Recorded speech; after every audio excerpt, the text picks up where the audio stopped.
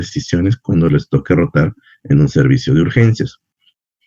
Finalmente vamos a ver los principios del tratamiento. Esto va de la mano con la famosa guía de la supervivencia de la sepsis, la última actualización, así que no nos vamos a demorar mucho en este aspecto porque ustedes ya lo han desarrollado en una sesión anterior con un colega. El abdomen agudo también en situaciones especiales también se ha desarrollado parcialmente. Una fue con el doctor Otoniel Burgos en lo que fue gestante y paciente geriatra, abuelitos. Entonces ya por ahí hemos tocado las situaciones más importantes, pero hay otras a considerar. Y finalmente lo que es pronóstico. Bien. Los objetivos de la clase, ya que van de la mano con lo que les había mencionado de los temas a tratar. Y finalmente iniciamos el tema. A ver, vamos a ver. Entonces, para definir el abdomen quirúrgico, como yo les había estado diciendo, apaguen sus audios, por favor, chicos. Badol, en 1911, acuña el término de abdomen agudo, para referirse a todos aquellos cuadros de dolor abdominal que tenían dos características peculiares. Uno, que su tiempo de evolución no era mayor de una semana. Es más, se consideraba más que todo aquellos cuya evolución no llevaba más de 48 horas y que necesitaban una resolución urgente y que además obedecía a estas características que yo les incluyo acá.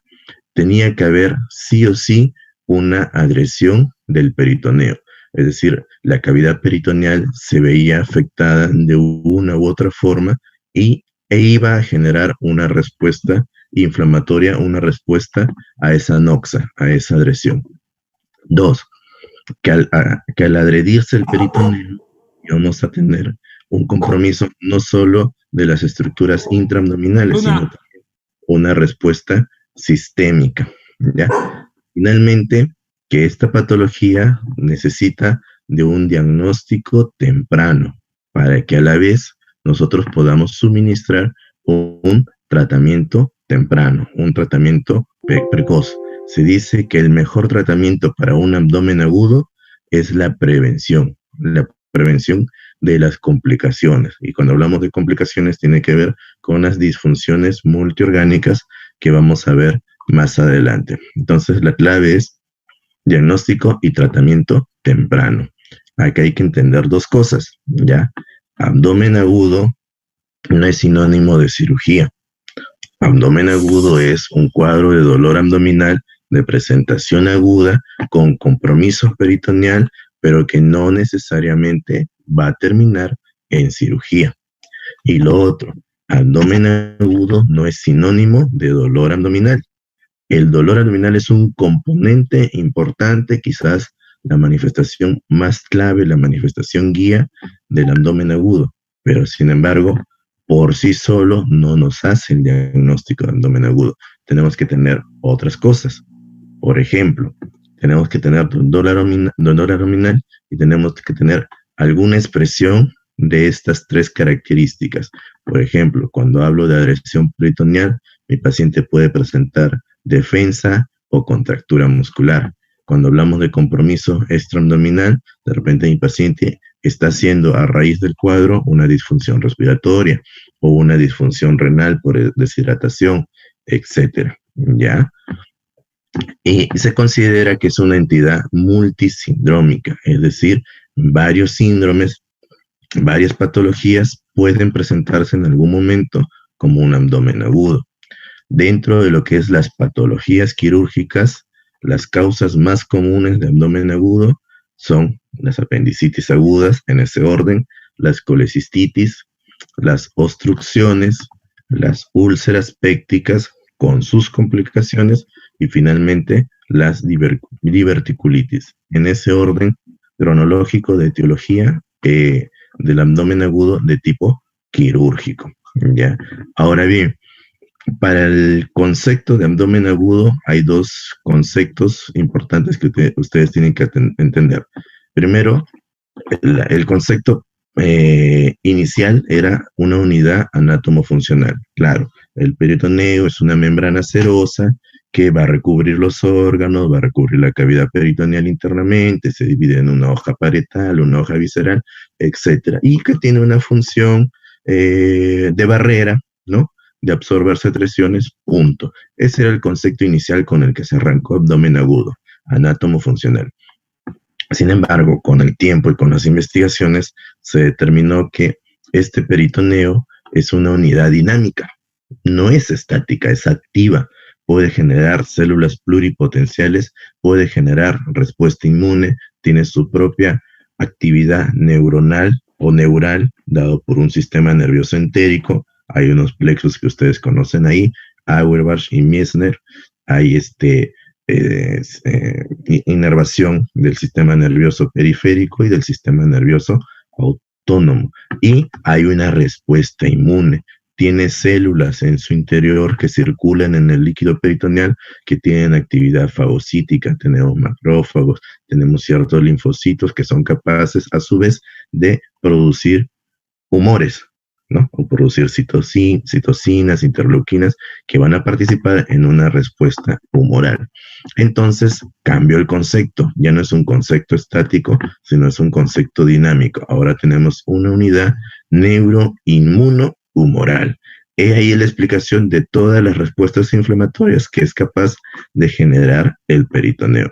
Y el responsable, por decirlo así, la vedette del asunto, viene a ser la célula mesotelial, que es la unidad del peritoneo. La célula mesotelial fue la que se descubrió que tenía todas estas propiedades.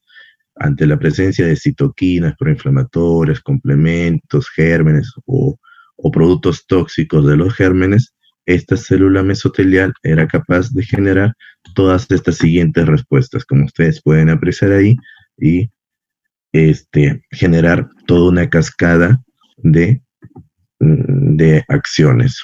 Listo. Recordar algo así muy importante que me interesa que se les grabe, es que en condiciones normales nosotros tenemos líquido en nuestra cavidad abdominal, en nuestra cavidad peritoneal, ¿no? Ese líquido más o menos ronda alrededor de los 100 centímetros cúbicos, distribuidos uniformemente en la cavidad. Algunos autores consideran que hasta 300 centímetros cúbicos pueden ser volúmenes normales en el interior de nuestra cavidad. Y en ese líquido nadante nosotros vamos a tener todos estos elementos que yo les he mencionado que pueden generar la respuesta. Otro dato importante también que quiero que recuerde es que esta célula mesotelial va a formar un epitelio, ¿no? Un monoplano de células mesoteliales que cada cierto tramo presentan estomas, aperturas, que permiten que ese líquido peritoneal con detritus pueda ser absorbido y pasar a la circulación linfática. Posteriormente lo lleva el conducto torácico, llega hacia el ángulo yuguro-subclavio, el venoso, y pasa a la circulación mayor. Perfecto. Entonces, ¿cómo es la fisiopatología en un abdomen agudo? Vamos a tener 4 fases. Este cuadro lo extraje del Medicine 2016, donde ya hay ciertos cambios que están en relación con la guía de la supervivencia. ¿Ya? Entonces, y está en la bibliografía que les he mandado, lo pueden revisar para comprender un poquito más lo que les voy a mencionar. De modo sucinto, hay que dividir la respuesta de un abdomen agudo en 4 fases. Una fase de ataque o fase de adhesión, una fase de respuesta inflamatoria local, es decir, netamente en el peritoneo. Como les dije, la primera característica del abdomen agudo es que hay una adhesión peritoneal y se genera una respuesta. Si esto no es controlado, pasamos a una respuesta inflamatoria sistémica, esa es la tercera fase, y finalmente vamos a tener una fase de fracaso, que es a lo que nosotros no debemos llegar. Nuestro objetivo no es llegar acá, nuestro objetivo es controlar a nuestro paciente en estas 2 fases, la local y la sistémica. No debemos permitirle que llegue a la disfunción multiorgánica, porque muchas veces ya no hay paso de retroceso, ¿ya? Entonces, la fase de ataque está acá ¿no? Dice 4 etiologías. Pero estas etiologías las podemos dividir en dos. La que dice peritonítico y la que dice traumático vienen a ser noxas que agreden directamente el peritoneo, ¿ya? Cuando decimos peritonítico, bueno, erróneamente se refiere a todas las peritonitis que nosotros conocemos y que ya vamos a tratar, ¿no? Primaria, secundaria y terciaria. Cuando habla de traumáticos, se refiere, como su propio nombre lo dice, a eventos donde hay lesión debido a un accidente o a una manipulación. Esto incluye no solamente los traumatismos abdominales abiertos y cerrados, también incluye la cirugía, sea abierta o laparoscópica, es un trauma para el peritoneo, y también incluye la manipulación, la instrumentación, por ejemplo, con los catéteres de diálisis peritoneal. Por eso que los pacientes renales hacen las famosas peritonitis primarias que ya vamos a manejar más adelante. Entonces, estos son las dos noxas que participan agrediendo directamente el peritoneo, pero también pueden haber noxas que agreden directamente a las vísceras e indirectamente si la patología progresa en el tiempo y no se corrige, van a agredir al peritoneo. Y estos son el abdomen agudo obstructivo, es decir, todas las causas de obstrucción intestinal. Recuerden que una obstrucción intestinal, que ustedes ya han hecho la teoría, incluye un sufrimiento mecánico, porque no hay paso del contenido intestinal, e incluye un componente vascular, un sufrimiento vascular, linfático, venoso y arterial. Si esto no se controla, empieza a producirse la necrosis de la pared y las famosas traslocaciones. Entonces, de lo que era interno, de lo que era visceral, ahora pasó a hacerse peritoneal. Y finalmente tenemos los abdómenes agudos vasculares. Aquí el representante máximo de estos son las isquemias mesentéricas, ¿no? Donde hay un trombo o un proceso embólico que ocluye la luz de los vasos sanguíneos mesentéricos, y estos van a originar sufrimiento vascular y se traduce también en traslocación y adhesión peritoneal. Entonces nuestra cavidad peritoneal ante cualquiera de estas noxas va a generar una respuesta inflamatoria local. Esa respuesta inflamatoria local, que está dentro del concepto de la respuesta neuroinmunohumoral que habíamos visto en la diapositiva anterior, consiste en estos tres. Aclaramiento peritoneal. ¿Qué quiere decir eso? Que a través de los estomas que les había mencionado y las células que nosotros tenemos nadando en nuestro líquido peritoneal se encargan de ir eliminando los detritus, los gérmenes, lo que pueda estar causando la noxa, lo van a eliminar, lo van a aclarar, como dice ahí, a través de los estomas, y lo pasamos a la circulación linfática. Ahora, el problema es cuando la concentración de noxa, de germen, de sustancia química irritante, qué sé yo, dependiendo de la etiología, es mayor su velocidad de producción a la velocidad de aclaramiento. Quiere decir que siempre jugar a favor del agente nocivo, entonces esta respuesta nos va a quedar corta. También tenemos la respuesta inmune peritoneal. Les dije, hay células fagocíticas y hay células linfocíticas. Unas hacen inmunidad celular, las otras hacen inmunidad humoral. Eso también va a ayudarnos a contrarrestar el proceso. Y finalmente, una cosa muy interesante que hace el peritoneo es procesos de localización y secuestro. Dentro de nuestro abdomen se genera la activación de la coagulación, se activa la tromboplastina tisular, y eso al final lleva a la formación de fibrina. La fibrina, macroscópicamente, y esto cuando ustedes tengan la oportunidad de entrar a sala de operaciones, cuando sean internos, quizás residentes, y escogen cirugía, van a ver que la fibrina tiene una coloración blanquecina. Y esta fibrina lo que hace es atrapar, como su nombre lo dice, y secuestrar el agente nocivo, sea este un germen, sea este un residuo, un cuerpo extraño, qué sé yo, o algún tipo de líquido inflamatorio, va y lo engloba, ¿ya? Esa fibrina, si es que es mucho la afectación, va a producirse más fibrina, y esta fibrina al final va a formar las paredes de los famosos abscesos abdominales o abscesos residuales que ya vamos a ver más adelante. ¿Ya? Esta fibrina es responsable que después de una cirugía se formen las famosas adherencias, ¿ya? A raíz de la fibrina. Listo. Entonces, esas son las respuestas inflamatorias a nivel local, lo que hace nuestro peritoneo para controlar el proceso nóxico. Sin embargo, cuando esto sigue avanzando, pasamos a una respuesta sistémica. Puede ser solamente con respuesta inflamatoria, lo que antiguamente llamábamos SIRS. Puede ser ya con una infección ya añadida, una sepsis, que puede llevarnos hasta un shock séptico. Puede haber hipovolemia o hipoperfusión. Por ejemplo, acá entra el concepto del famoso tercer espacio. ¿Qué quiere decir acumulación de líquido en tercer espacio? Quiere decir que nuestras paredes intestinales se edematizan de tal forma que secuestran el líquido en la pared y se traduce para nuestro organismo como una pérdida de volumen intravascular.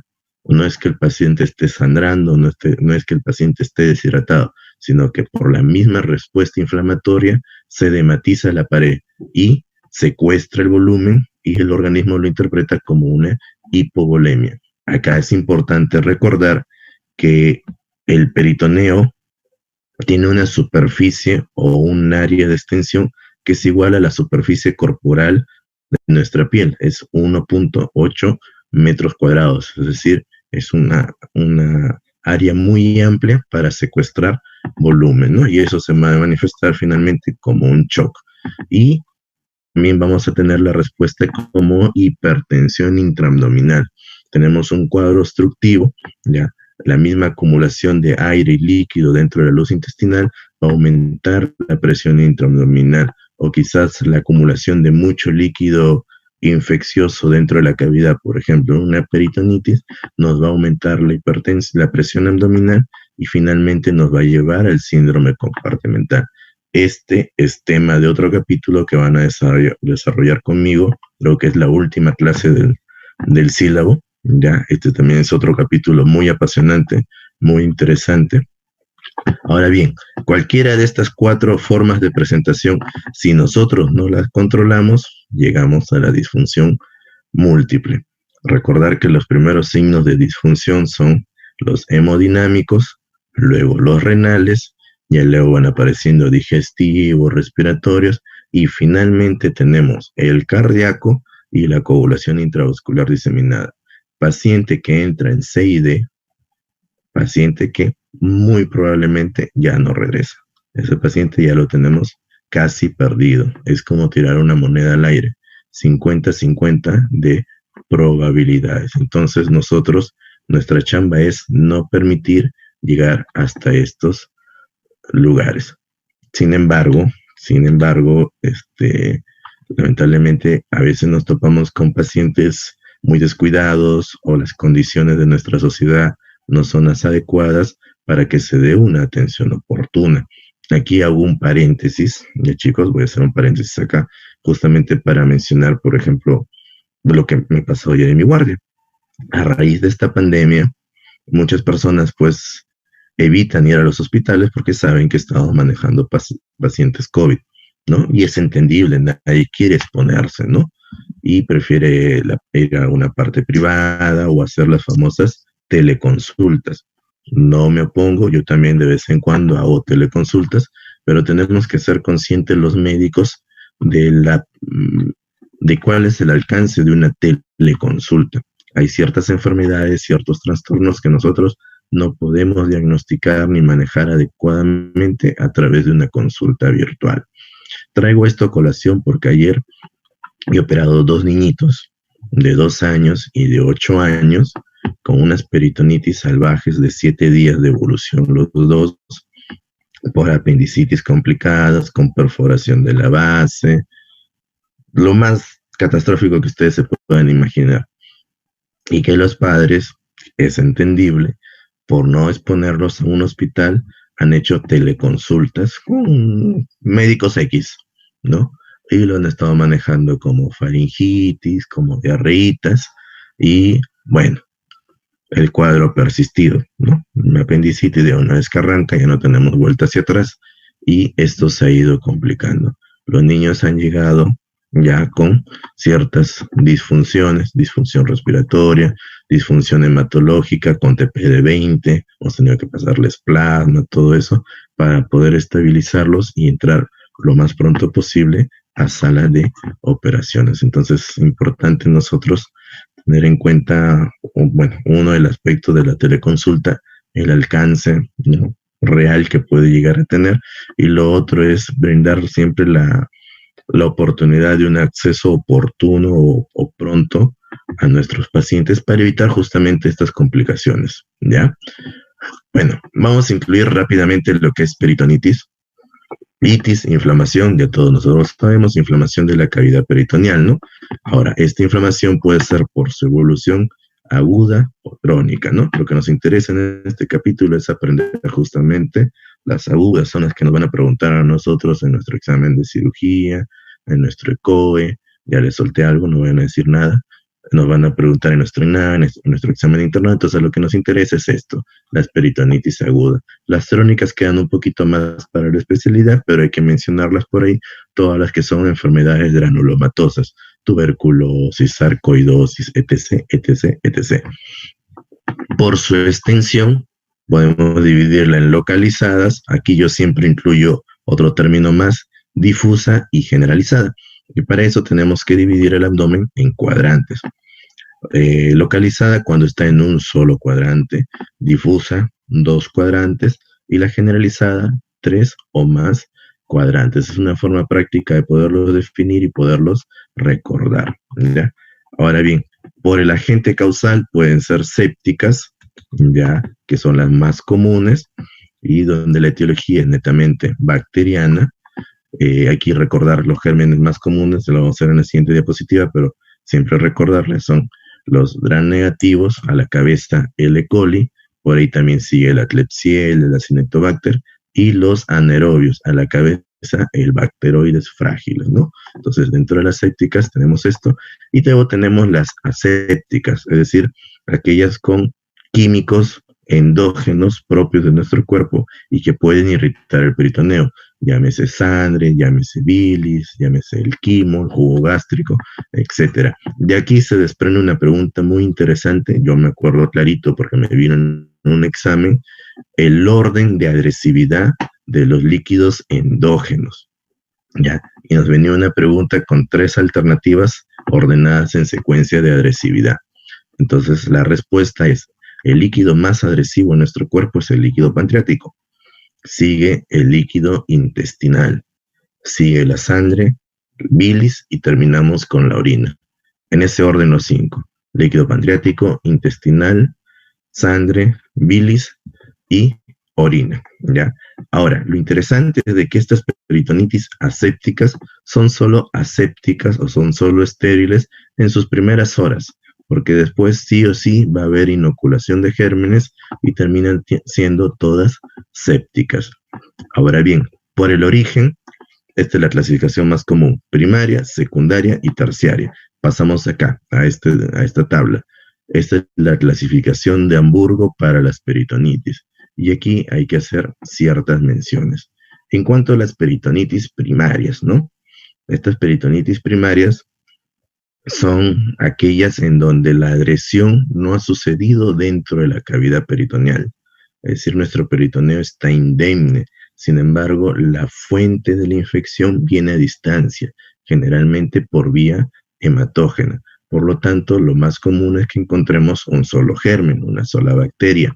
En los niños son los gram positivos, los cocos, sobre todo el neumococo o Streptococcus pneumoniae, y en los adultos cambia un poquito esa configuración. Pasa a ser casi similar a una peritonitis secundaria, es decir, a la cabeza lo vamos a tener al E. coli, también lo vamos a tener al neumococo, pero en segundo lugar, y en tercer lugar también aparece la Klebsiella. Esa es la respuesta a una o dos preguntas que les vino en el examen. Estas peritonitis primaria, pues siempre hay que sospecharlas en los pacientes que tienen un factor o una condición debilitante. Por ejemplo, los síndromes nefróticos en los niños o las enfermedades renales crónicas en los adultos, todos aquellos que sufren de insuficiencia renales, los cirróticos, eso también tenemos que sospecharlo, eso les vino en una pregunta del examen, les dio toda la descripción de un paciente con cirrosis, les habló de ginecomastia, les habló de ascitis, y ustedes tenían que orientarse hacia una peritonitis primaria o también llamada PBE, ¿no? Bacteriana, peritonitis bacteriana espontánea. Otras condiciones que también debilitan acá son las enfermedades autoinmunes, por ejemplo, el lupus a la cabeza. Y esta es una de las peritonitis que no se opera, ¿ya? Hay 3 situaciones en donde las peritonitis no se operan. Apunte lo que es pregunta. ¿Cuáles son? Las peritonitis primarias, las peritonitis gonocócicas, que a pesar de ser secundarias, no requieren tratamiento quirúrgico, salvo mala evolución. Y tercero, los plastrones. Ya vamos a hablar también de los plastrones en este momento. ¿Ya? Entonces, eso es lo interesante. Las peritonitis primarias no se operan. El manejo es médico. ¿Ya? ¿Y qué consiste? Pues manejo con antibióticos orientados hacia los gérmenes más comunes y tienen un buen pronóstico. Ahora, hago un paréntesis ahí. Hay peritonitis en los pacientes renales que son portadores de diálisis peritoneal. Ellos sí los operamos, pero no los operamos por la peritonitis, sino por extraer el agente que les está causando la contaminación, por decirlo así, que viene a ser el catéter de diálisis peritoneal. Entonces, con ellos entramos a sala de operaciones simplemente a retirar el catéter. No aspiramos líquido, no lavamos, no dejamos de drenaje, nada. Ese líquido no lo tocamos. Ya, es un líquido prácticamente aséptico. Recuerden que la infección no está en la cavidad peritoneal. Retiramos el catéter y el nefrólogo continúa manejándolo con cobertura antibiótica. Luego vienen las peritonitis secundarias, son lo más común, lo que nosotros más conocemos, ¿no? Entonces, esto es la adhesión, netamente sucede en la cavidad abdominal, en la cavidad peritoneal. Y ahí ustedes saben, pues hay un sinfín de gérmenes como los que aparecen en esta diapositiva, ¿no? Estas peritonitis tenemos al E. coli como principal causante, luego vamos a tener a los bacteroides y por ahí otros gérmenes más. Quiero que noten esto es con fines del siguiente tema, la cándida, ¿ya? La cándida, que es un hongo, ustedes lo pueden ver acá, con un 7% en las comunitarias y en las postquirúrgicas un 4%. Y en las terciarias, 10 a 30%. De aquí vamos a comentar eso. Entonces, en las terciarias, ¿cómo se define una peritonitis terciaria? Es aquella peritonitis o aquel paciente que ya ha sido operado de una peritonitis secundaria, por eso se dice persistencia de peritonitis secundaria postoperatoria, que habiendo realizado el manejo adecuado de la cavidad abdominal, persiste con un cuadro peritoneal, persiste con un cuadro séptico. Son estos pacientes, son esos pacientes, por ejemplo, que operamos por una peritonitis, por una apendicitis complicada, lavamos, extraemos el apéndice, dejamos todo limpio, pero por precaución, supongamos, le dejamos una bolsita de bota, que lo vamos a tratar en el otro tema también de síndrome compartimental, y a los 2-3 días entramos a lavarlo. Lavamos, está limpio, perfecto, cerramos nuestro abdomen. Al 5.º día, 6.º día, nuestro paciente sigue mal, sigue con fiebre, hemogramas altos, a veces hasta necesitan vasopresores, y la pregunta es, pero si lo dejé limpio, ¿qué pasó? Por eso dice ahí, no hay agentes patógenos intraabdominales. Lo que debemos empezar a buscar son fúngicos y bacterias no comunes en etiología. Por ello que son difíciles de diagnosticar y de tratar, ¿ya? Entonces, ¿cómo reconozco una peritonitis terciaria? Facilito. Persistencia de una peritonitis secundaria postoperatoria, ¿ya? Le hacemos ecografía, le hacemos tomografía, tratando de buscar un absceso residual, algo que justifique la afectación dentro del abdomen y todo está limpio. es por otros gérmenes que no son los comunes a una peritonitis secundaria. Y ahí ustedes lo pueden ver. Habíamos dicho la cándida 7%, 4%, y sin embargo en las terciarias sube hasta un 30%, mientras que el E. coli va bajando a la mitad y van apareciendo otros, el enterobacter, el enterococo, va subiendo las pseudomonas y otros organismos que no están definidos. Muy bien. Ahora, me interesa también hacer hincapié en esto, los abscesos peritoneales, ¿ya? Cuando les hablé la famosa fibrina que engloba a los detritus, a los gérmenes, a los líquidos irritantes, esta fibrina puede formar paredes de absceso, ¿ya? Entonces, la terminología común, cuando tenemos un absceso localizado en función a una estructura afectada, nosotros decimos tenemos un plastrón. Eso está por acá. Dentro de las localizadas también tenemos los plastrones. Estos plastrones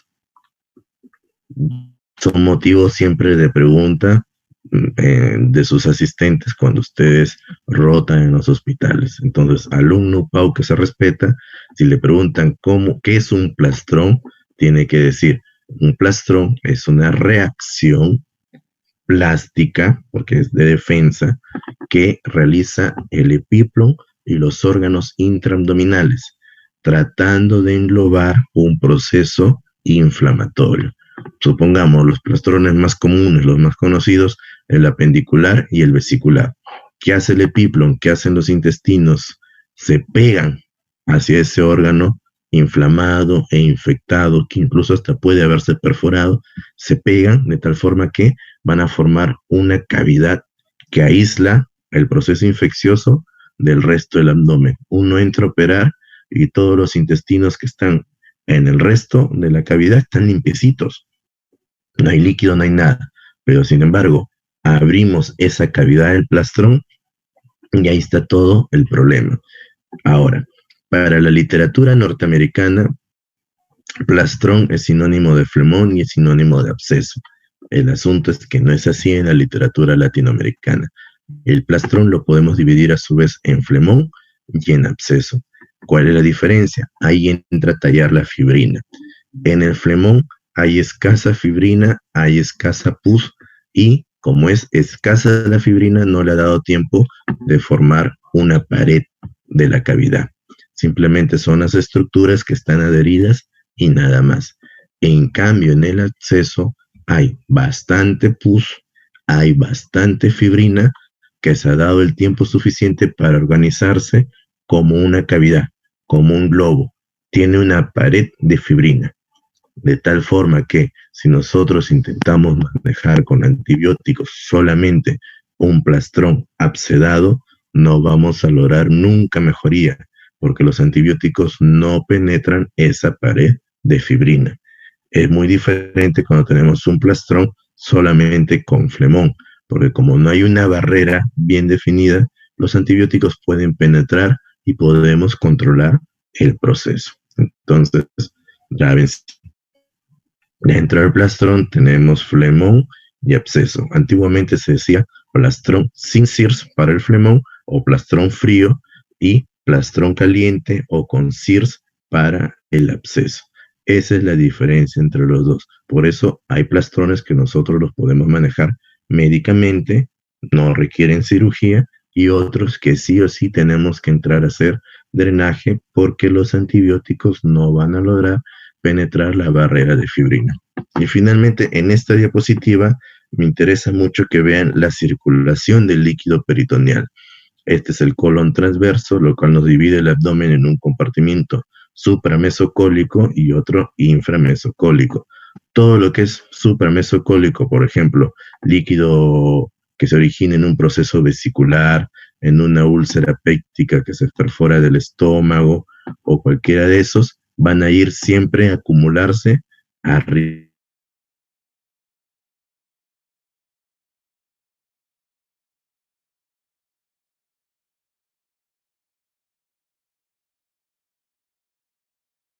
Es la justificación de por qué nosotros colocamos nuestros drenes y cómo los colocamos. Si yo tengo un proceso inflamatorio, infeccioso en esta zona que yo estoy marcando, obligatoriamente yo tengo que dejar un dren para este sitio, para la gotera paritocólica, y tengo que dejar un dren que vaya hasta acá, porque son los sitios donde se va a acumular los líquidos. Ahora, si tengo un proceso que se origina acá, a nivel vesicular, yo tengo que dejar un drencito que drene el subfrénico y que drene el subhepático. Igual, si tengo un proceso que se origina acá, tengo que dejar un dren que evacúe la zona perigástrica y la zona subfrénica. Entonces, es importante recordar este gráfico para que ustedes sepan dónde colocar los drenes. Si no, de nada sirve estar colocando drenes. O como a veces pasa que veo pacientes que tienen un sinfín de drenes, como 5 drenes en su cuerpo, y ninguno está en el lugar correcto. Hay que saber poner los drenes. Y ese gráfico es el que nos justifica justamente la correcta colocación de drenes. Bien, ahora, ya vimos la microbiología, dejamos las peritonitis a un lado y vamos a hablar sobre la manifestación guía del abdomen agudo, que es el dolor abdominal. Ojo, vuelvo a decir, dolor abdominal no es sinónimo de abdomen agudo, sin embargo, es el componente más importante. Por lo tanto, nosotros tenemos que evaluar las características de este dolor. Aquí les he puesto un gráfico sobre la parte nerviosa de la generación del estímulo y la interpretación del dolor. No voy a incidir mucho en eso, solamente hay que recordar que tenemos 2 tipos de dolores, el visceral y el somático. Dependiendo de la patología, uno se va a manifestar primero antes que el otro. El visceral, ahí están sus características, es profundo, vago, es fluctuante, es inconstante, es decir, es un dolor inespecífico. Ese dolor que tú le preguntas a tu paciente, ¿y dónde te duele? Y no te da una localización exacta, te dice, me duele todo, no, de verdad, doctor, que no logro precisar, es un dolor sordo, es un dolor tonto, le dice a veces a algunos pacientes, o sea, es un dolor que está cambiando de localización sin llegar a tener una ubicación precisa. Muchos cuadros abdominales arrancan con este componente visceral. ¿Ya? Y luego tenemos el dolor somático. Este es el dolor exquisito, el dolor epicrítico, el dolor que es constante y focalizado. ¿Ya? Es un dolor de mucha mayor intensidad y es un dolor permanente, no es un dolor constante. Por ejemplo, en nuestras apendicitis, el dolor inicial es un dolor visceral, en el epigastrio o en el mesogastrio, ¿no? Lo que le llamamos la boca del estómago para que el paciente nos entienda, y que luego mira hacia la fosa ilíaca derecha y ahí ya se queda. De visceral no quiere decir que se acabó la estimulación visceral, sino que el dolor somático se vuelve más exquisito y el paciente más siente o más experimenta la afectación somática que la visceral. Es un típico cuadro de dolor donde cambia de visceral a somático. Y luego tenemos el dolor referido. Esto tiene que ver con la misma inervación compartida, como en este caso. Ya. Es un dolor somático también, bien localizado, pero a distancia del sitio original. La pregunta que les vino en el examen, la respuesta era visceral, pero a muchos los mandaron a estudiar hasta México. Discúlpeme, chicos, esa no fue mi culpa, fue culpa del ingeniero, nos quiso poner tantas preguntas que está leyendo de cirugía, quiso poner también su pregunta a él. Ahora bien, acá aparece un concepto, el concepto del síndrome mínimo. ¿Qué quiere decir eso? Que yo con la menor cantidad de datos pueda hacer el diagnóstico de un abdomen agudo y pueda determinar la decisión terapéutica más adecuada. Justo de esto yo me acordé ayer, porque uno de los niñitos, tanto antibiótico que ha recibido, no tenía mucho dolor abdominal, ¿ya? Decía que le había dolido, pero que ya le estaba pasando. Sin embargo, teníamos el dato de que al inicio había estado periumbilical y luego, entre comillas, desapareció el dolor. Niñito palidón, medio sudoroso, y cuando uno lo examinaba, parecía como que él no colaboraba y que ponía duro el abdomen, pero luego ya intentando relajarlo, uno encontraba el abdomen contracturado, el abdomen tenso, y esto ya no era algo que él esté generando, sino era una manifestación involuntaria. Entonces nos acordamos de este concepto: síndrome mínimo, dolor más contractura muscular. Este es un abdomen agudo quirúrgico, sí o sí, hasta demostrar lo contrario. Cosa curiosa, él no hacía Matt Burney, no hacía Murphy, no hacía Rousing, no hacía Bloomberg, no hacía ningún signo de irritación peritoneal. Su irritación era simplemente su marcada defensa muscular. Entonces, el autor Ivanisevic propuso este término, síndrome mínimo. Con el menor de los datos, yo poder hacer mi diagnóstico de un abdomen agudo. Ahora bien, el diagnóstico de este abdomen agudo tiene que ser lo más temprano posible, no debemos esperar que se complique. Esa es nuestra chamba, para eso nos preparamos, para reconocerlo. Entonces, la clave sigue siendo la anamnesis y el examen físico. Se dice que en un servicio de urgencias, una buena anamnesis y un buen examen físico nos dan la seguridad de un diagnóstico en un 80%. Y si no nos dan el diagnóstico exacto, al menos podemos determinar si realmente es un abdomen que requiere manejo urgente o un manejo diferido. Bueno, y el objetivo, nuevamente les recalco, es el diagnóstico correcto preoperatorio, ¿no? Entonces acá también viene otro concepto interesante. Hay causas extraperitoneales que nos pueden dar origen a un dolor abdominal agudo. Ese es el famoso peritonismo que también nos preguntan en los exámenes. Ahí viene las diferencias entre peritonitis, peritonismo y abdomen vencido. ¿Ya? Peritonitis, todas aquellas con adhesión de la cavidad peritoneal. Peritonismo son todos aquellos que causan dolor abdominal, pero que su origen es extraperitoneal. Ahí tenemos, por ejemplo, las secuelas de la sífilis, el tabes dorsal, tenemos las torácicas, un infarto de miocardio, se puede confundir con una úlcera péptica, una pericarditis, una neumonía se puede confundir con una apendicitis. Sí, aunque parezca mentira, yo también cuando era alumno y lo leí, dije, ¿cómo va a ser posible que una neumonía se pueda confundir con una apendicitis? Los pulmones están arriba. Resulta que las neumonías basales o inferiores derechas por irradiación pueden simular unas apendicitis. No me ha pasado, felizmente, pero sí he visto caer en mi internado y en mi residencia a varios colegas, incluso a ellos maestros, operando neumonías pensando que era una apendicitis. Entonces, sí es probable que causas extraperitoneales nos puedan dar un dolor abdominal agudo o un peritonismo, ¿no? Las cetoacidosis diabéticas, las porfirias, también entran a tallar acá. Ya. Y algo que habíamos visto en la clase anterior y les mencioné, el hematoma de los rectos anteriores, ¿no? Un peritonismo muscular. Y aparte también, por ejemplo, tenemos los famosos cólicos renales. También nos puede dar un peritonismo y hacernos caer. Ha pasado que se han operado apendicitis y eran cólicos renales. O itus y eran apendicitis. ¿Ya? Listo. Entonces, para hacer nuestro enfoque diagnóstico, tenemos que recordar este gráfico que es muy útil.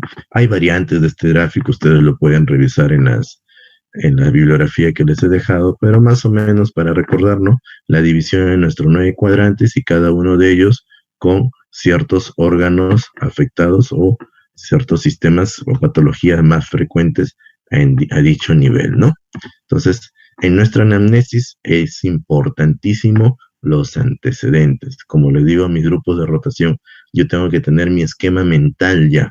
Me llega mi paciente en urgencia, yo no puedo darme el lujo de armar mi consultorio externo y demorarme media hora, una hora haciendo la historia clínica del paciente. ¿Ya? En la emergencia nosotros tenemos que actuar de inmediato. Vamos preguntando y vamos examinando.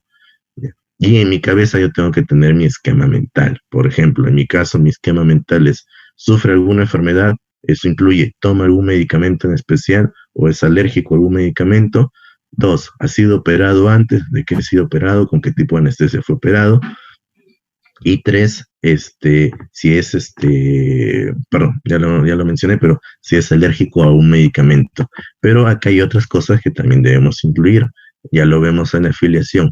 La edad. Hay patologías que son más frecuentes a una determinada edad que en otras no. El sexo, por ejemplo, los cólicos vesiculares son mucho más frecuentes en las mujeres que en los varones. Sin embargo, ojo acá, ojo a la música, oído a la música, los cólicos vesiculares en los varones son más catastróficos que en las mujeres. ¿Ya? Entonces, todos esos datos nosotros tenemos que ir averiguando rapidito. Y luego, la semiología del dolor. Otra cosa que siempre le digo a mis grupos de rotación.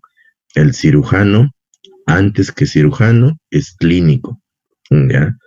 Nosotros tenemos que saber examinar un abdomen, tenemos que saber evaluar un dolor, porque si no, viene el internista, viene el emergenciólogo y nos dice, opéralo, y de repente no es ni siquiera para operar. Entonces nosotros tenemos que estar en la condición de discernir cuándo un abdomen es quirúrgico o no. Y para eso tenemos que saber preguntar cómo va el dolor, cómo comenzó. ¿Fue brusco, rápido, progresivo? Eso nos orienta a pensar, se perforó una úlcera, fue una pancreatitis, de repente está en relación con un infarto de miocardio, de repente es una apendicitis que recién está empezando, qué sé yo. Su intensidad, qué tan fuerte es.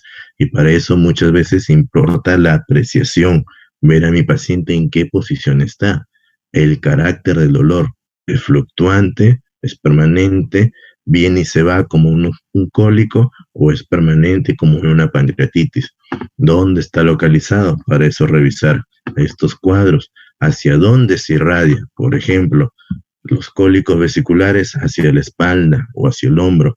Las apendicitis periumbilicales van hacia la fosa ilíaca derecha. Las pancreatitis del epigastrio hacia atrás, como si una espada te estuviera atravesando, etcétera, etcétera. ¿Y qué factores lo modifican? De repente el paciente comía y le calmaba el dolor. Ah, esta es una úlcera duodenal, etcétera. O comí y me había empezado a vomitar más. Es un proceso obstructivo, una obstrucción intestinal, o es un proceso vesicular donde un paciente come y inmediatamente empiezan los vómitos. Y los síntomas que puedan estar asociados: hiporexia, la fiebre, si fue inmediatamente con la aparición del dolor o fue posterior, las náuseas, los vómitos, etcétera. Ahora bien, dentro del examen físico lo podemos dividir en tres partes: nuestra apreciación general, la evaluación del abdomen y el examen rectal y vaginal. La apreciación general, clave. Nunca se lancen a tocar un abdomen o a examinar un paciente sin antes verlo cómo llega caminando, qué postura está adoptando, cómo se acuesta, si tiene dificultad para acostarse en la camilla, si se sujeta o se presiona algo para calmar el dolor, si al acostarse en la camilla flexiona las piernas para mitigar el dolor. Todo eso nosotros lo vemos. Entonces eso entra en la apreciación general y en la inspección del abdomen. ¿Ya? Si nosotros encontramos un paciente que está inquieto y, y no logra encontrar una posición que le calme las molestias, probablemente es un cólico renal, no encuentra mejoría. Pero si al contrario encontramos a nuestro paciente inquieto, inmóvil y rígido, que no quiere ni moverse, flexionando la rodilla, flexionando la cadera, esta es una peritonitis, de repente es una apendicitis. Busca una posición antálgica, ¿ya? Entonces, importante mirarlo desde que ingresa el paciente al tópico. Ustedes tienen que verlo caminando. Es por ello que muchas veces decimos, hasta el vigilante puede diagnosticar una apendicitis, porque lo ve a veces que entra caminando, cogiéndose la fosa ilíaca derecha, medio encorvadito. Ellos mismos están avisando: doctor, está llegando una apendicitis por si acaso. Ya son nuestros topiqueros. Dentro de la evaluación abdominal, seguir esta secuencia. Nunca toquen un abdomen sin antes verlo y escucharlo, porque les va a cambiar los datos del examen. Miren el abdomen, ¿hay algún abultamiento? ¿Hay alguna zona donde hay alguna flogosis, cambios de coloración? Son importantes esos detalles. Ausculten, examinen, escuchen los ruidos hidroaéreos. ¿Hay silencio?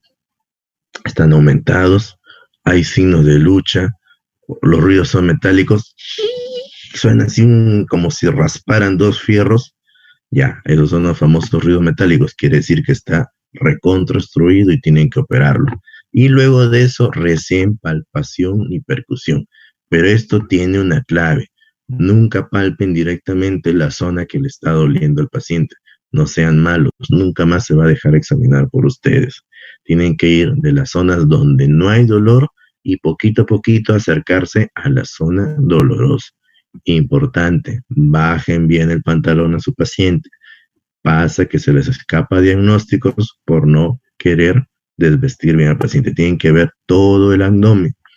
Y finalmente tenemos el examen rectal y vaginal, que en lo particular no soy partícipe de realizarlo, pero sin embargo la literatura lo menciona. Pero creo que casi la gran mayoría de los médicos obviamos el examen rectal y vaginal, salvo ciertas circunstancias. Los ginecólogos sí o sí tienen que estar haciendo tactos vaginales a cada rato, pero nosotros reservamos el tacto rectal solamente cuando tenemos sospecha de alguna patología obstructiva, algún problema anorrectal que amerite la exploración, ¿no?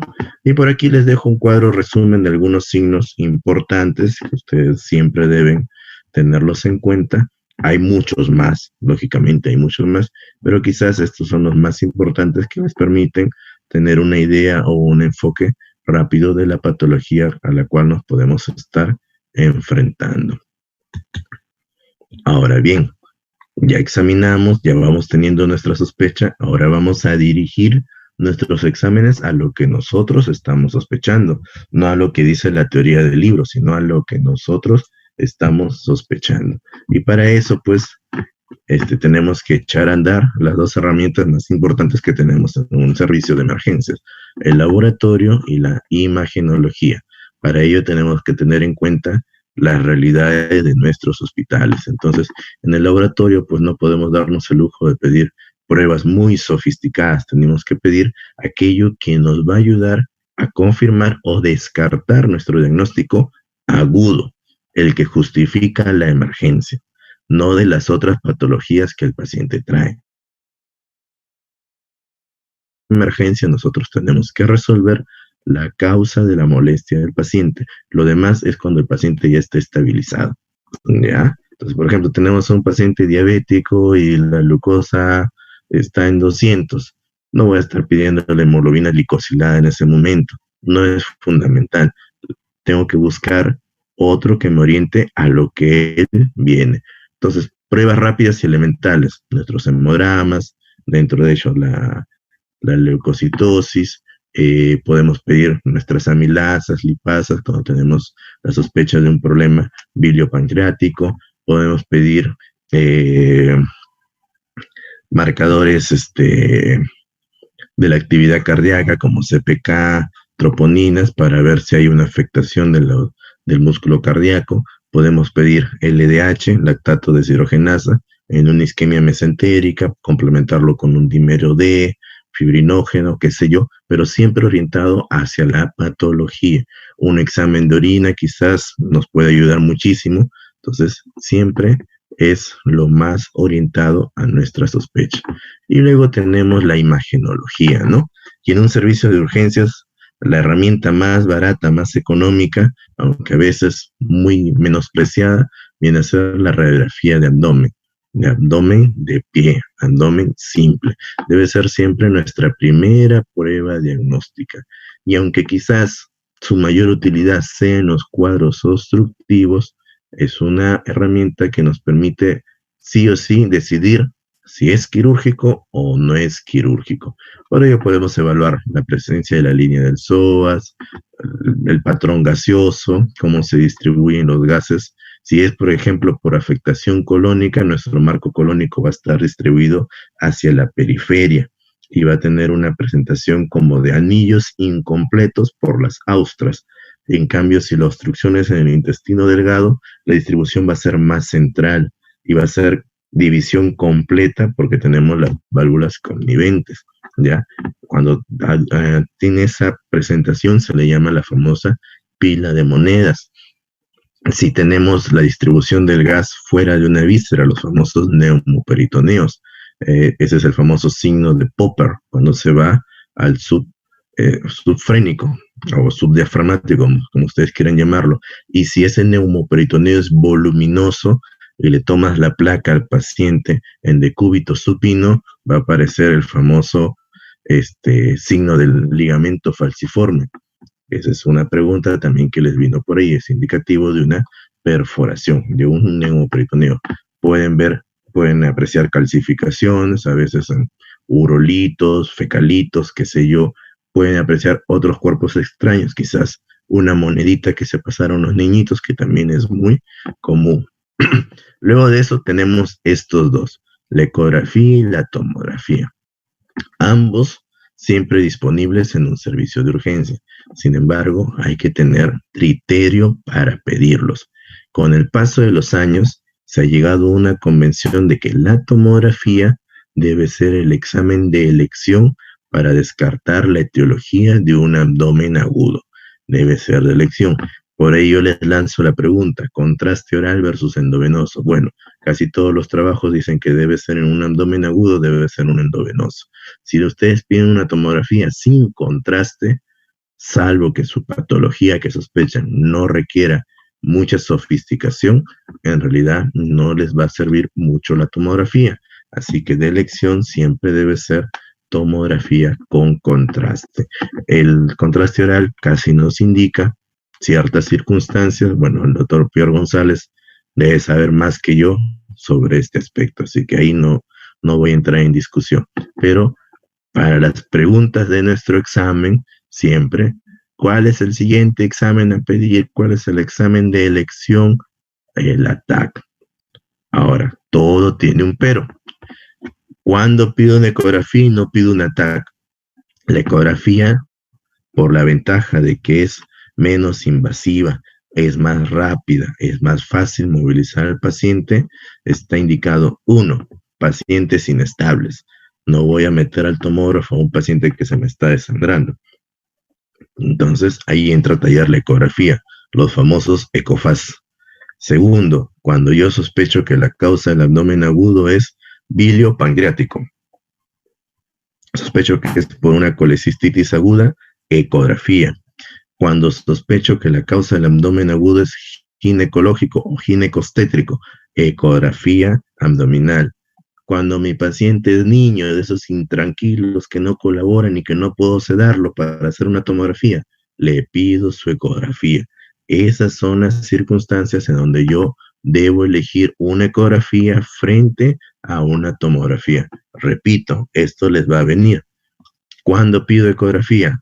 Inestables, bilio pancreático, gestantes o ginecológico y niños. Las 4 circunstancias. Y por ahí también se incluye cuando hay una sospecha de un aneurisma aórtico abdominal. La ecografía abdominal fácilmente puede discernir un aneurisma aórtico. Finalmente tenemos la laparoscopía. ¿Ya? Su relevancia ha ido en aumento, se está utilizando cada vez más. Tenemos la duda y a veces pasa, por eso les digo que muchos también de nuestras conductas diagnósticas están en relación a las condiciones de nuestro ambiente hospitalario. A veces está el ecógrafo, pero no hay radiólogo. A veces no todos los cirujanos sabemos hacer ecografía. Ya, no podemos utilizar el ecógrafo. O hay tomógrafo, pero no está el tecnólogo. ¿Ahora qué hacemos? No podemos llevar al paciente al tomógrafo, pero tenemos sospecha de que es quirúrgico. Entra la laparoscopía como método diagnóstico y terapéutico. Sobre todo si yo sospecho que la causa del abdomen agudo es apendicitis, colecistitis y problema ginecológico o gineco-obstétrico. En esas 3 circunstancias, cuando yo tengo sospecha de estas 3 circunstancias, la laparoscopía diagnóstica. Entonces hago mi diagnóstico, a la vez hago mi tratamiento, pero para eso tengo que tener sospecha clínica, ¿ya? Entonces esta es la otra pregunta. Lo que les pueden preguntar en relación a la laparoscopía, y esto está viniendo seguido, es ¿en qué situación la laparoscopía es más ventajoso para obtener un diagnóstico exacto? y les dicen niño con cuadro sospechoso de apendicitis, anciano con cuadro obstructivo, gestante o mujer en edad fértil con dolor pélvico, etc, etc, etc. Entonces, en esas condiciones, pues la respuesta es la mujer en edad fértil es plausible o es lo ideal hacerle una laparoscopía diagnóstica cuando ustedes sospechan un abdomen agudo. Entonces, no olvidar apendicitis, colecistitis y patología gineco-obstétrica. Y finalmente por ahí, pero no lo he incluido, es la resonancia magnética, ¿ya? La resonancia magnética, bueno, no está disponible en todos los hospitales, no está disponible en todos los horarios.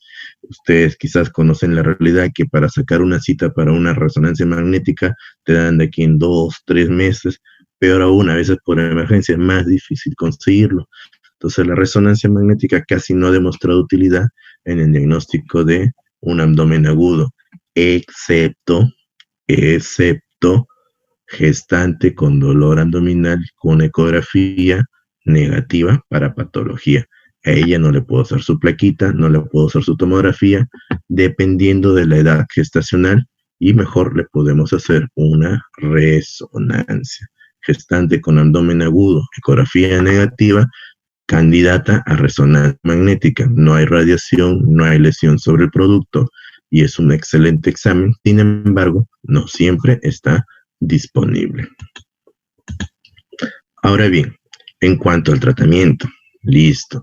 Tengo a mi paciente, tiene su dolor abdominal, tiene sus otras manifestaciones, sospecho que es quirúrgico, entonces de buenas a primeras no lo voy a llevar a sala de operaciones. Tengo que ver, ¿lo tengo estable o no está estable? Si está estable, perfecto, completemos todo su preoperatorio. No está estable, hay que estabilizarlo. Algunos no es suficiente estabilizarlos, sino reanimarlos, es decir, no solamente tengo que darles fluidos, sino también tengo que darle vasopresores, hay que hacerlo, ¿ya? Eso es en líneas generales, no vamos a incidir mucho en este aspecto, son principios nada más del manejo del abdomen agudo. ¿Cuál es mi objetivo de mi reanimación?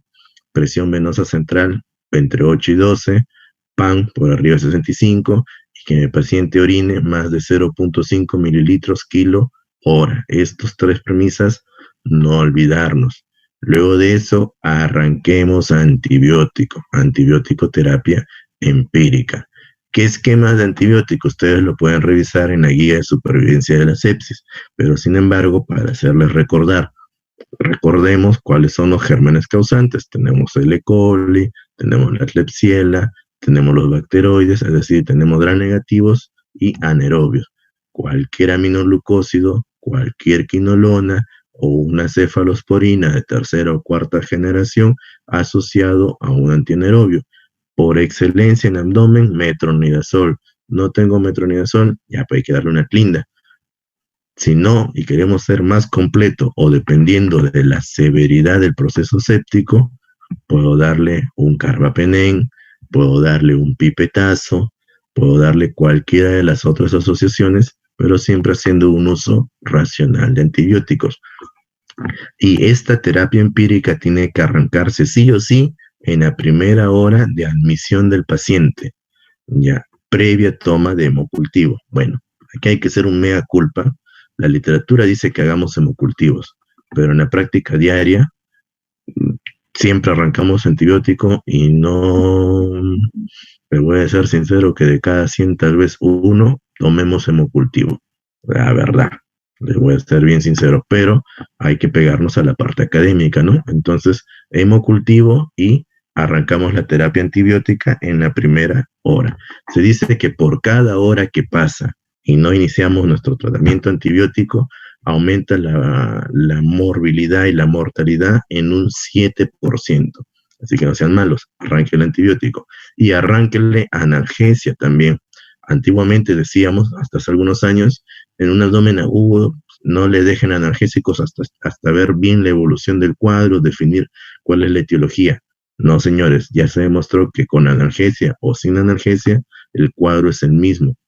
La reacción peritoneal es la misma. El cuadro clínico, la semiología del dolor no va a variar a pesar de la analgesia. Entonces, debemos iniciar nuestra terapia analgésica. Puede ser opioide, puede ser un AINE, puede ser un metamizol, etc., etc.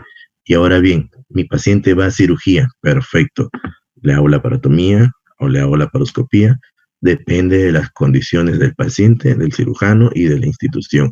Ahora, la laparotomía puede ser inmediata en aquellos que los tengo inestables, por ejemplo, un trauma.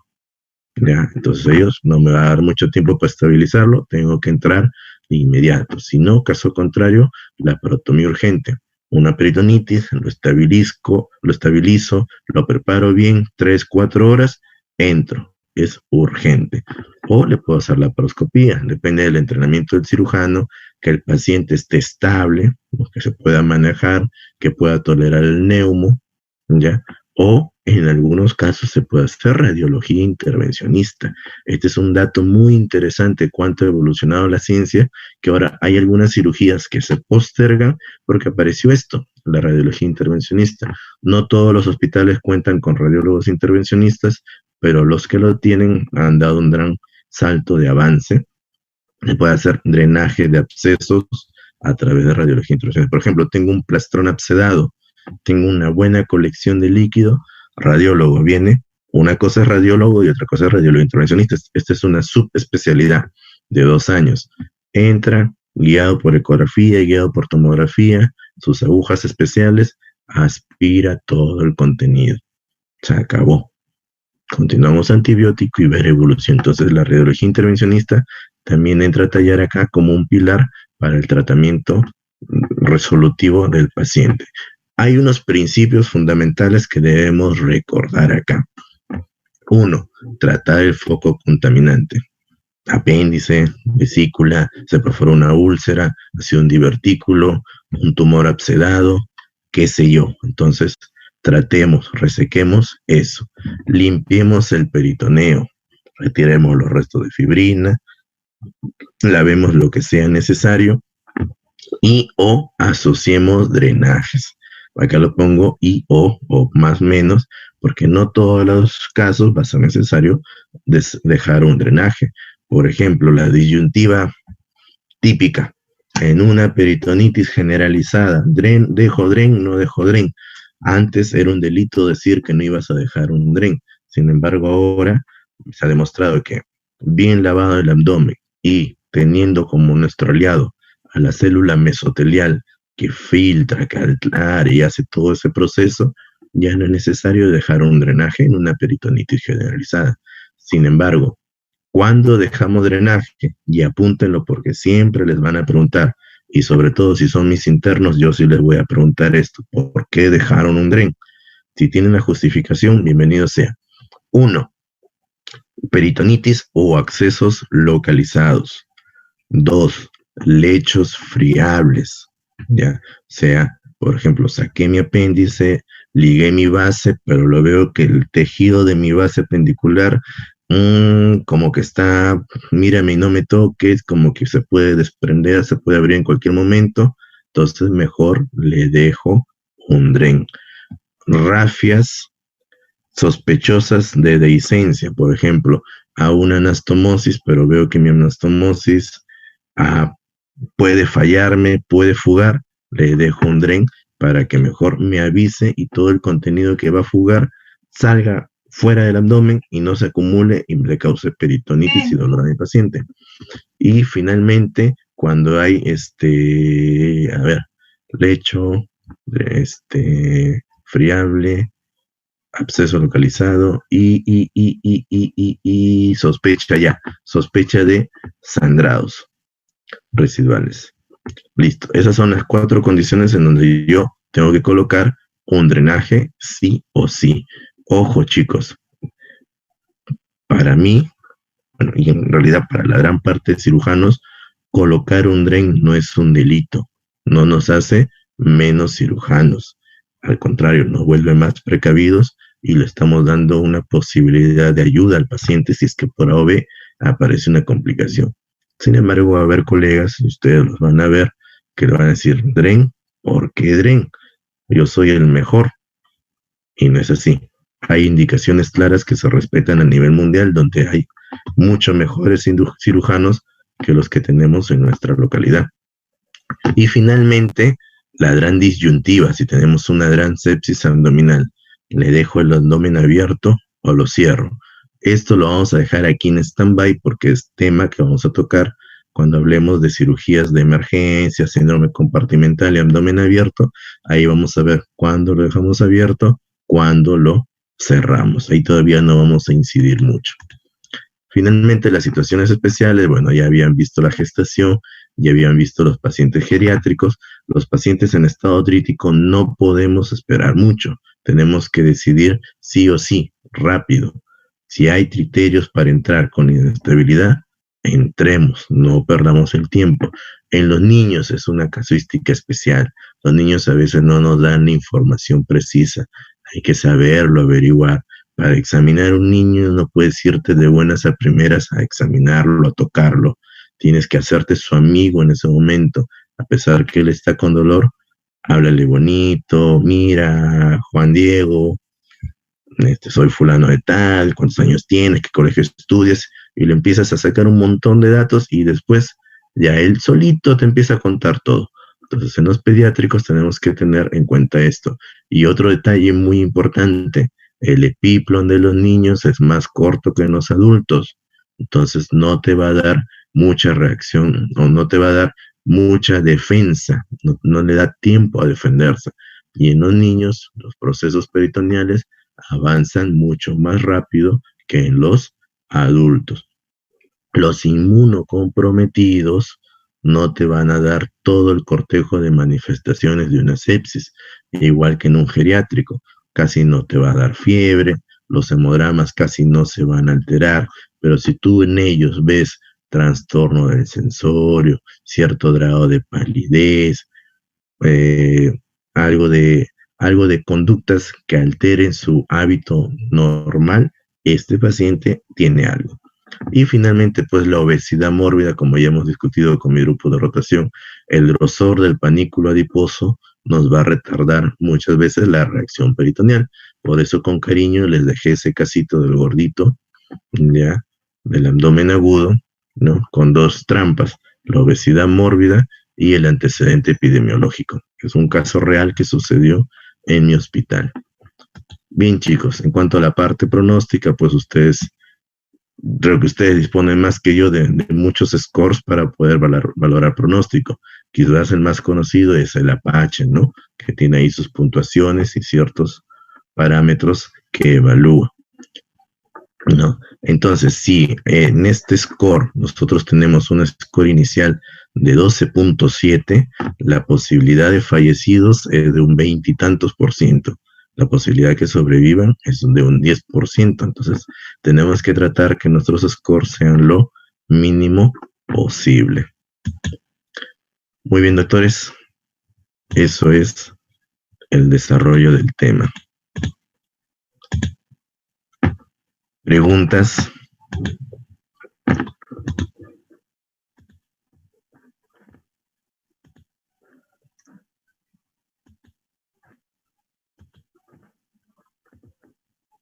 A ver, Sofía, te escucho.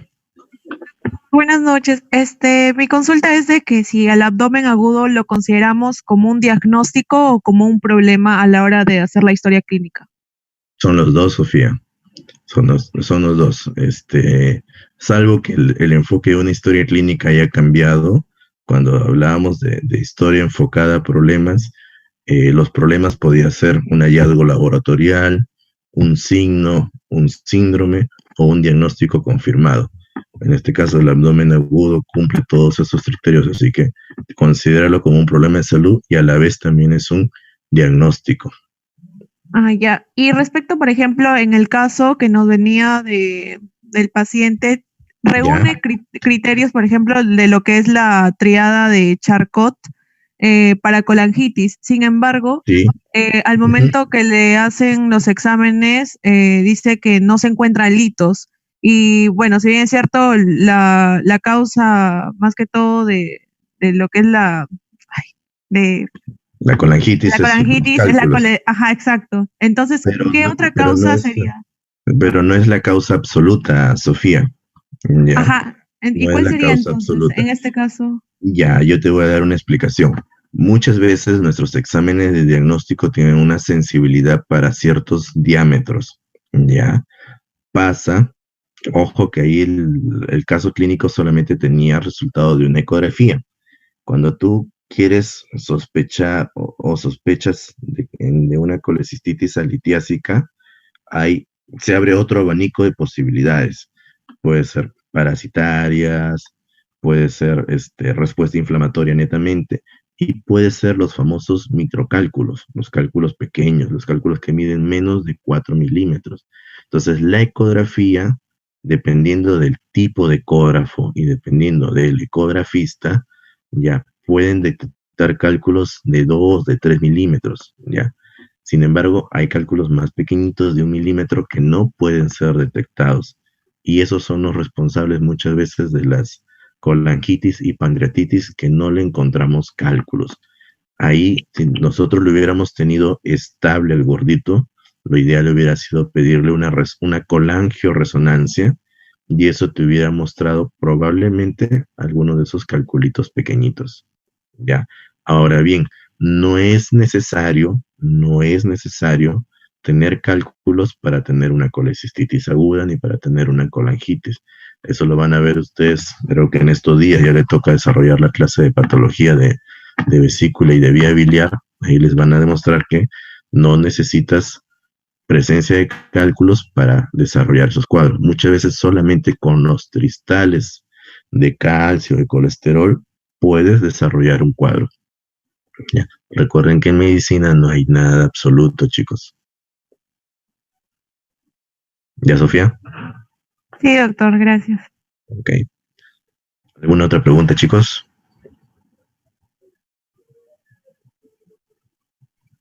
No se peleen. Doctor, A ver, una ¿quién me consulta con respecto Laura. al caso clínico, sí, Lauri, con respecto al caso clínico que estaba comentando mi compañera, el paciente por su grado de inmunosupresión, por lo que es diabético, también pudo haber cursado con una colecistitis enfisematosa. Claro que sí. Si ustedes revisan el reporte operatorio que les mandé, dice áreas de gangrena. Ya, entonces este es un estadio un poquito más allá del enfisema. Ha desarrollado inicialmente su enfisema y luego ha hecho la gangrena vesicular. Así como en las apendicitis tenemos evoluciones de congestiva, supurada, gangrenada y luego las perforadas, en las colecistitis también hay grados evolutivos. Eso lo pueden ver en la guía de Tokio, ya en la parte de anatomía patológica de la guía de Tokio, y ahí les va a decir santoranulomatosa, luego enfisematosa, luego gangrenada, y hay un estadio más que se me escapa en este momento. Entonces sí puede haberlo desarrollado correctamente, es diabético, es obeso, él tiene que haberlo desarrollado sí o sí. Sí, Lauri. Ah, ya, doctor. ¿Mm? Otra preguntita más, chicos.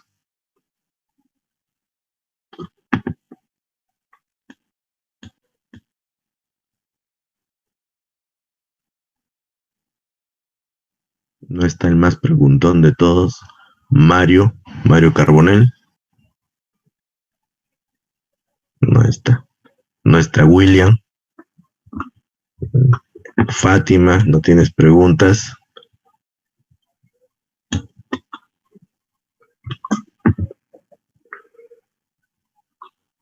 Muy bien, doctores. Entonces vamos a parar la grabación.